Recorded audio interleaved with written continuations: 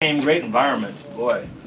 The Ted Constant Center looked like $1 million today with all those people in there, and you know, we've just had great attendance all year long. So thanks to the fans, and depending on what happens this Tuesday, we'll probably end up leading the league in attendance, despite the fact that BCU's selling out every game. So a little bit of another battle going on there.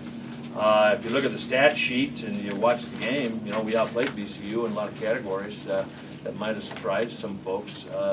You know, if you had said, if you look at the stat sheet, we're going to have more steals than them, you'd say, really? And if you'd say that the turnovers were even, you would say, really? And then the fact we out-rebounded 12, you'd say, well, you know, those guys probably gained an edge there. But what you go back to is the shooting percentage. We had the drought, but you get to the end of the game, and they had a couple of balls that were really tough shots that went down after we had gotten ahead. Despite all that had happened, they hit a couple of Hail Mary threes at the end, towards the end of the clock, that were not easy shots. We pretty much had them stymied on those possessions, and they made threes.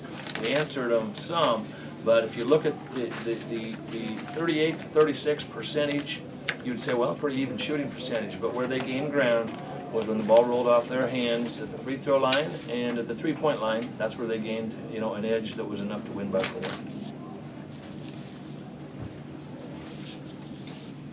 Coach, can you comment a little bit just on the performance of Bradford Burgess this afternoon? Well, there's a difference in the game probably if you look at it. You know, you look at 5 for 9 from 3, and that's where they gain their advantage. He shoots 50% from the floor, 7 for 8 from the free throw line. You know, has 5 steals, 6 rebounds. He played a great all-around game. But I think some of the plays he made were you know, difference makers. You know, he did a pretty good job of doing a lot of different things for them. And you know, at the end of today, you know, give credit where credit's due.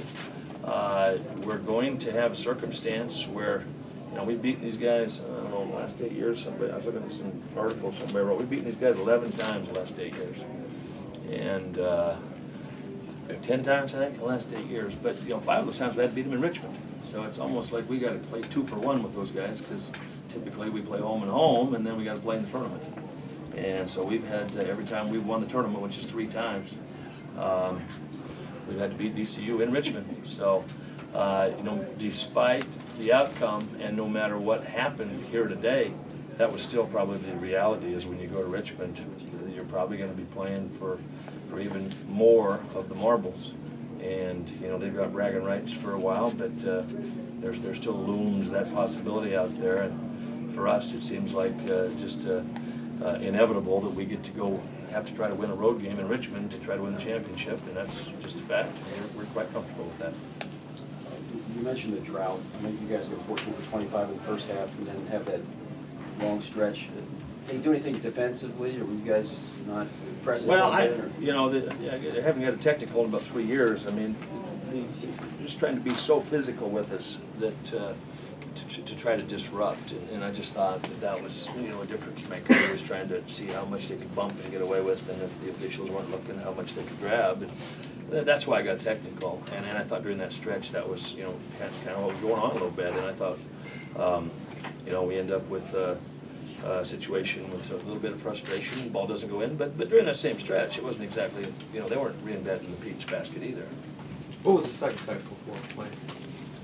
Well, Delancey was getting rid of floor pretty good, you know, over and over and over, and he turned around to the official and just, you know, said, you know, blow the whistle, would you?